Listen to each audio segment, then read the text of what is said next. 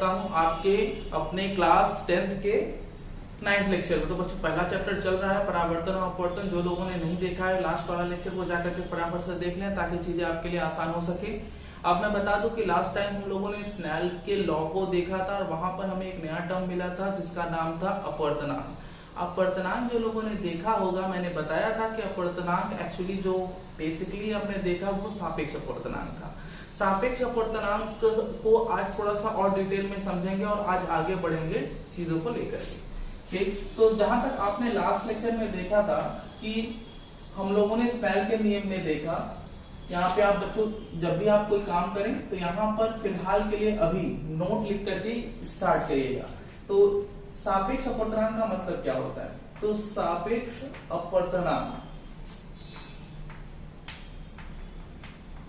सापेक्ष अपवर्तनांक तो बेसिकली सापेक्ष अपवर्तनांक का मतलब है 1 and 2। 1 and 2 ये है सापेक्ष अपवर्तनांक। ये 1 and 2 का मतलब क्या है कि दूसरे माध्यम के अपवर्तनांक है पहले माध्यम के सापेक्ष। मतलब जब कोई लाइट एक माध्यम मतलब पहले माध्यम से चल के दूसरे माध्यम में जाती है तो ऐसा हम कहते हैं सापेक्ष अपवर्तनांक। तो सापेक्ष अपवर्तनांक इज इक्वल टू क्या लिखते हैं? तो सापेक्ष अपवर्तनांक इज इक्वल टू लिखेंगे आप पहले माध्यम मतलब प्रथम माध्यम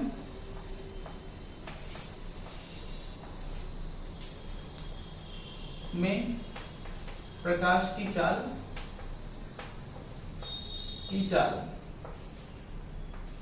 अपॉन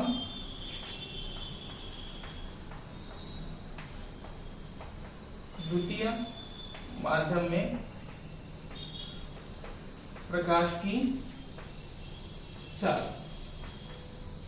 तो याद रखिएगा ये फॉर्मूला निकल के आ गया कैसा कि ये जब दूसरे माध्यम का अपवर्तनांक निकालना होता है। अपवर्तनांक का मतलब तो आप समझते हैं ना। जो बच्चे अपवर्तनांक का मतलब नहीं समझ रहे हैं वो छोटा सा रिकॉल सुन लें कि अपवर्तनांक वो वैल्यू है जिससे प्रकाश किस वैल्यू से घूमता है अपने मार्ग से, मतलब अपने मार्ग से विचलित होता है।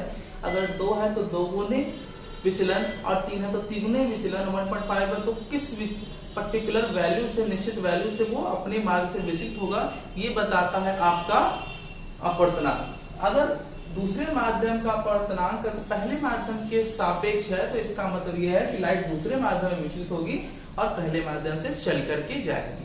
यहाँ पर इसका एक फॉर्मूला है, प्रथम माध्यम से अगर गई है तो प्रथम माध्यम में प्रकाश की चाल और दूसरे माध्यम में गई तो द्वितीय माध्यम में प्रकाश की चाल। बात समझ आई? एक बात याद रखिएगा कि दोनों माध्यम में प्रकाश की चाल बदल जाती है। चाल पहले माध्यम में अलग होगी, दूसरे माध्यम में अलग होगी। ये आप फॉर्मूला समझ करके आप पहला नंबर डाल दीजिएगा। इसी प्रकार यदि प्रकाश निर्वात से जल में प्रवेश करती है तब किसका अपवर्तनांक निकालेंगे आप? जल का। तब निर्वात के सापेक्ष जल का अपवर्तनांक कैसे लिखिएगा आप? निर्वात के सापेक्ष जल का अपवर्तनांक। देखिए निर्वात को दिखाने की कोई जरूरत नहीं होती और जल में दिखा रहे हैं तो आप W लिख सकते हैं। अगर आपने यहाँ पे कुछ नहीं लिखा तो ये निर्वात ही होता है। तो यहाँ पे आप लिख सकते हैं निर्वात में चाल मतलब इसको हम लोग प्रकाश की चाल C कहते हैं निर्वात में, और जल में प्रकाश की चाल। तो जल में प्रकाश की चाल क्या होगी? वो कुछ कम हो जाएगी क्योंकि दूसरे माध्यम में चाल कम होती है, निर्वात में सबसे ज्यादा होती है। तो NW इज इक्वल टू हो जाएगा C/V। एक बात याद रखिएगा, जब भी हम किसी प्रकाश के किसी माध्यम में अपवर्तनांक के बारे में बात करते हैं, अपवर्तन के बारे में बात करते हैं, तो माध्यम का अपवर्तनांक अगर निर्वात के सापेक्ष है, अगर माध्यम का अपवर्तनांक निर्वात के सापेक्ष है तो इसे हम निरपेक्ष अपवर्तनांक कहते हैं, ठीक है, निरपेक्ष अपवर्तनांक कहते हैं। और अगर ये किसी एक माध्यम के सापेक्ष दूसरे माध्यम निर्वात के अलावा ये किसी भी एक माध्यम से अगर दूसरे माध्यम में जाता है तो इसे हम लोग कहते हैं सापेक्ष अपवर्तनांक। ध्यान दीजिएगा, ये सापेक्ष अपवर्तनांक होगा निरपेक्ष। फॉर्मूले में कोई परिवर्तन नहीं है, जिस माध्यम से जाता है उस माध्यम की चाल बटे में जिस माध्यम में गया उस माध्यम में प्रकाश की चाल को आपस में हम डिवाइड कर देंगे। तो ये हो गया एक पार्ट। अब हम आज आगे बढ़ेंगे और जानेंगे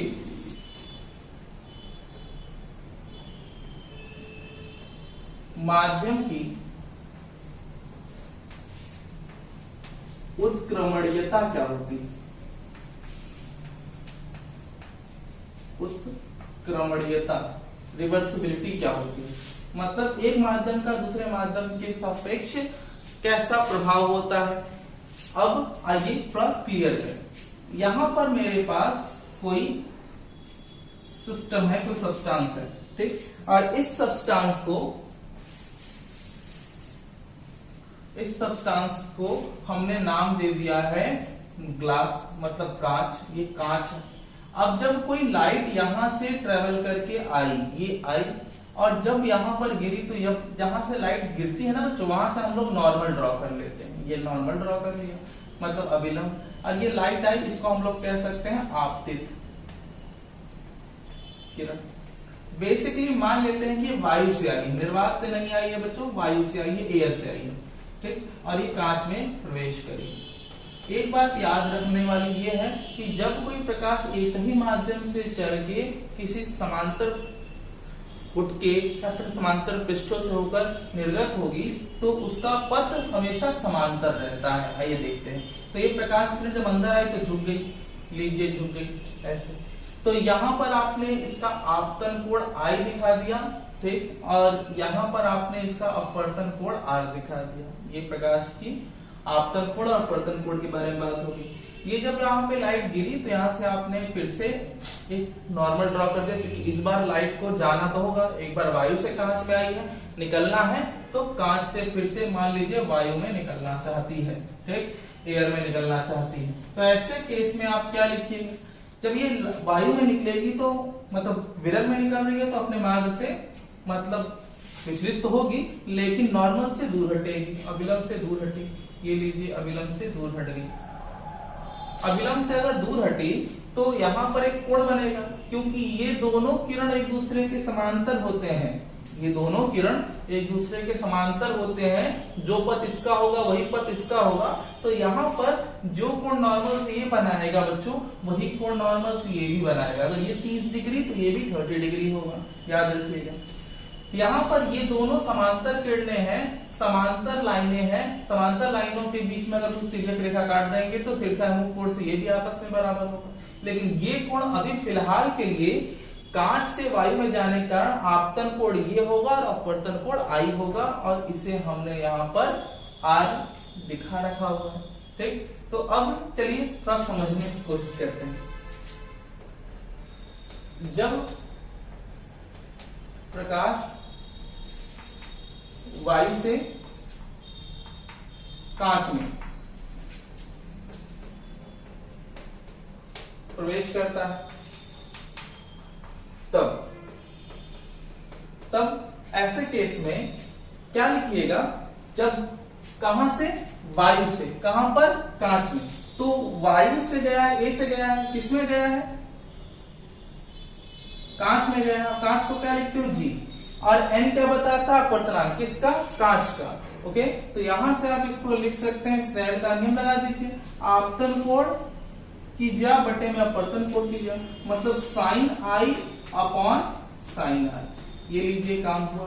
इक्वेशन नंबर 1 रेफर कर दीजिए। Again when light passes through glass to air, मतलब अब वापस से लाइट इसमें से तो इसमें गई है, तो पुनः कांच से वायु में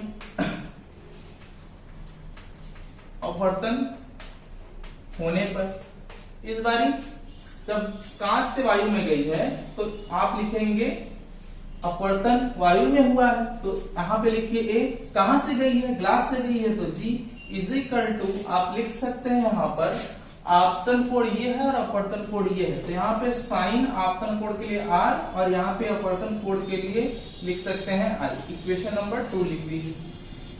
दोनों को आपस में कर सकते हैं मल्टीप्लाई, तो समीकरण 1 को 2 से क्या कर दीजिए मल्टीप्लाई, गुणा, दोनों को मल्टीप्लाई करते हैं। A N G into G N A is equal to sine I upon sine R into sine R upon sine I. Cancel हुआ बच्चों ये सब, तो यहां से आपको मिल जाएगा A N G is equal to G N A, ये मल्टीप्लाई है,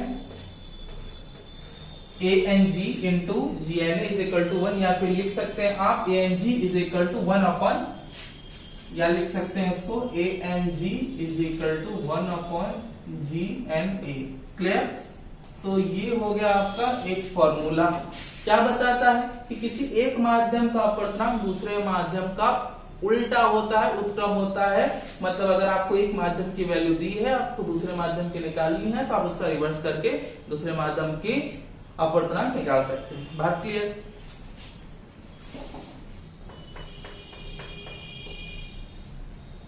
आपको दिया गया है एग्जाम्पल,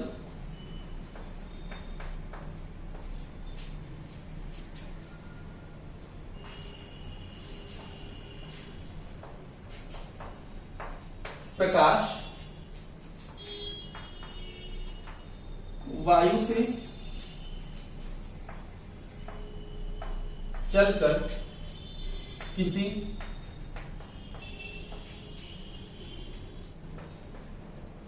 चार बटा तीन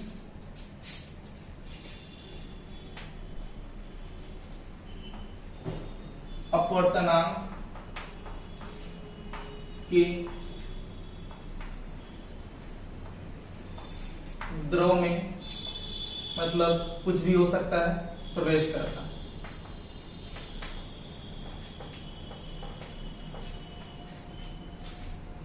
इसकी चाल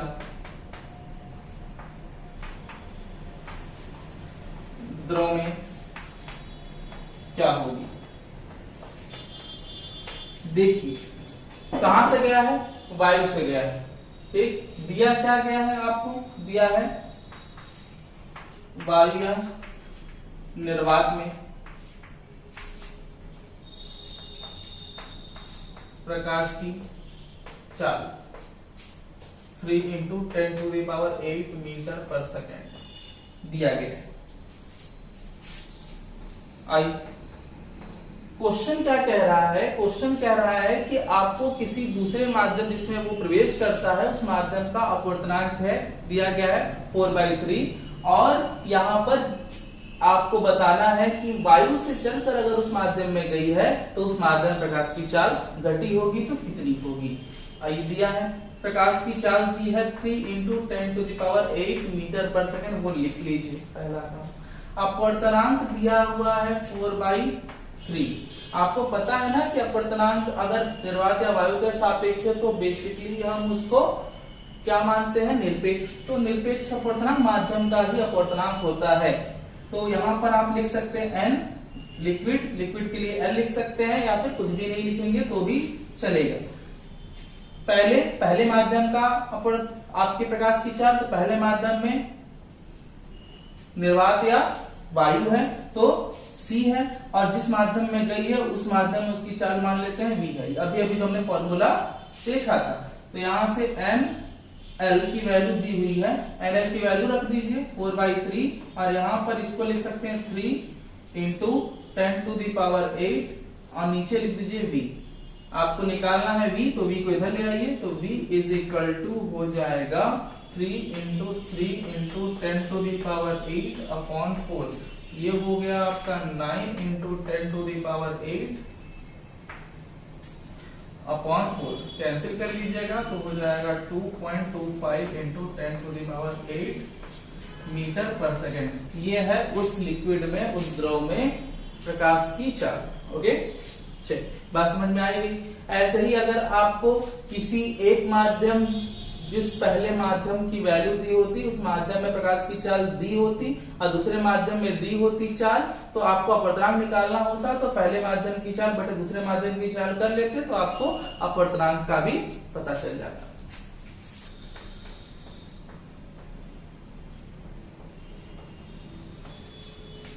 आज हम बात करने जा रहे हैं लेंस के बारे में। लेंस क्या होता है, तो मैं बताऊं आपको बच्चों कि लेंस आपके कांच के, बेसिकली कांच के या फिर किसी पारदर्शी माध्यम के द्वारा बना वह निकाय है जिसका एक पृष्ठ वक्रीय या फिर दोनों पृष्ठ वक्रीय होते हैं। जिसका एक पृष्ठ कर्व हो या फिर दोनों पृष्ठ कर्व हो, ऐसे सिस्टम को, ऐसे निकाय को हम लेंस कहते हैं। कांच अथवा पारदर्शी पदार्थ के द्वारा बना वह निकाय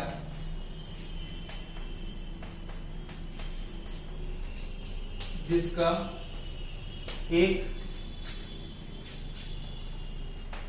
पृष्ठ वक्रीय अथवा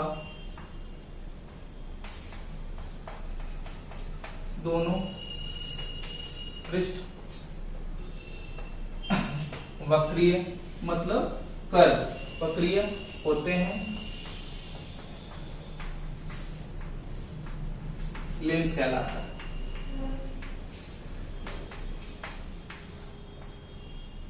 बेसिकली लेंस को दो कैटेगरी में रख दिया गया है। लेंस की पहली कैटेगरी है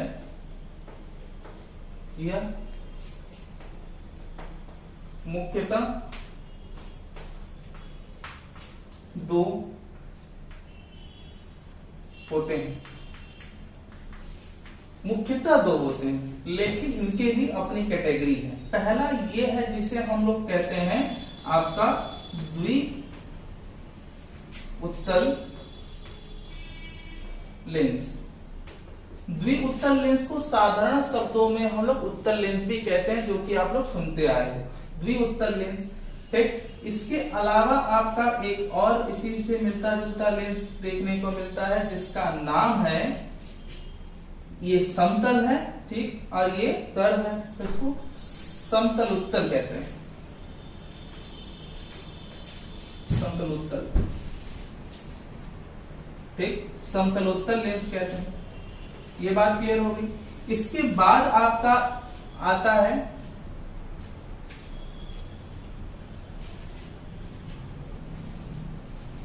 ये लेंस, इसको हम लोग अवतलोत्तल कहते हैं। ठीक है, अवतलोत्तल, ये है अवतल, ये अंदर धसा हुआ है, इसको अवतल कहते हैं। ये उठा हुआ है तो उत्तल, इसको अवतलोत्तल कहते हैं, अवतलोत्तल लेंस।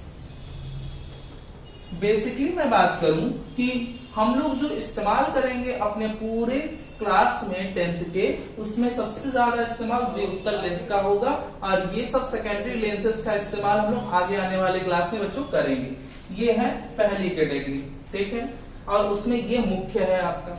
इसके बाद आता है दूसरा, ठीक, ये दूसरा मुख्य लेंस है और इसका नाम है द्वि अवतल लेंस। द्वि अवतल लेंस को बेसिकली बाई कॉन्केव लेंस कहते हैं। अब बाई कॉन्केव का मतलब दोनों आपका जो है अंदर की ओर दबा हुआ है, इसलिए हम इसको द्वि अवतल कहते हैं। द्वि अवतल के अलावा एक और इसका हम लोग क्राइटेरिया बना लें, ठीक, ये है आपका समतलोत्तल, समतलोत्तल, तलोवतल, प्लेनो कॉन्केव लेंस। ठीक, और फाइनली आपको मिलता है एक और लेंस जिसका एक भाग उठा होता है और एक भाग दबा होता है, इसको हम लोग पढ़ते हैं उत्तलोवतल, उत्तलोवतल लेंस। तो बेसिकली अगर मैं बात करूं कि यहाँ पर हमारे पास बहुत सारे लेंस जरूर हैं, लेकिन ये दो सबसे ज्यादा इंपॉर्टेंट है जिसको हम लोग यहाँ पर पढ़ेंगे। तो पहला हम लोग जिसको द्विउत्तल कहेंगे और दूसरा द्विअवतल कहेंगे। तो आज हम बात करेंगे सबसे पहले द्विउत्तल लेंस, जिसको हम लोग बेसिकली उत्तल लेंस कहने जा रहे हैं।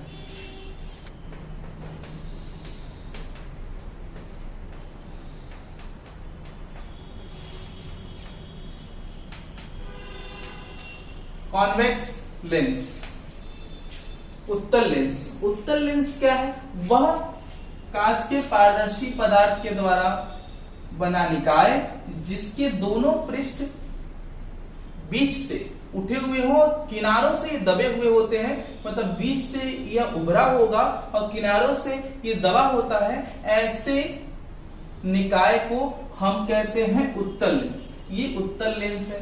उत्तल लेंस की सबसे बड़ी खासियत ये है कि अगर इस पर कोई भी लाइट डाली जाए तो लाइट इससे पार होकर के अंदर की ओर आ जाती है, अंदर की ओर झुक जाती है। तो इसलिए इस लेंस को हम एक और नाम से जानते हैं, क्योंकि ये मोड़ने का काम करता है किसी एक बिंदु पर, तो इसलिए इसे हम लोग कहेंगे अभिसारी लेंस। इंग्लिश में हम इसको कह सकते हैं कन्वर्जेंट लेंस। तो कन्वर्जिंग लेंस का बात क्लियर हो गई। तो लेंस, ऐसे लेंस क्या होंगे? किनारों से दबे हुए होते हैं और बीच से उठे होते हैं। ठीक, इसे हम अभिसारी लेंस भी कहेंगे। इसके बाद आता है अवतल लेंस, जो कि दूसरा इंपॉर्टेंट लेंस है जिसको हम लोग इसमें यूज करने वाले हैं, जिसको हम लोग पढ़ते हैं कॉनकेव लेंस। कॉनकेव लेंस क्या होते हैं? ऐसे लेंस जो बेसिकली किनारों से, मतलब यहां से उठे होते हैं और बीच से ये पतले होते हैं, दबे होते हैं, चपटे होते हैं। तो बीच से चपटा, किनारों से उभरा होगा, तो ऐसे लेंसों को हम कहेंगे अवतल। अवतल लेंस बेसिकली समांतर आने वाली लाइटों को, मतलब प्रकाश को फैलाने का काम करता है, बाहर की ओर मोड़ देता है, बाहर की ओर मोड़ देता है। इसीलिए इस प्रकार के लेंसों को हम अपसारी लेंस कहते हैं। अपसारी लेंस। ठीक, तो यहां पर आपका अवतल लेंस प्रकाश की किरणों को फैलाता है और उत्तल लेंस प्रकाश की किरणों को मोड़ता है। ये हो गया। तो अब हम लोग अगले लेक्चर में बात करेंगे कि लेंसों के मुख्य तथ्य क्या होते हैं। तो अगले क्लास लेक्चर के लिए आप करेंगे अपडेट।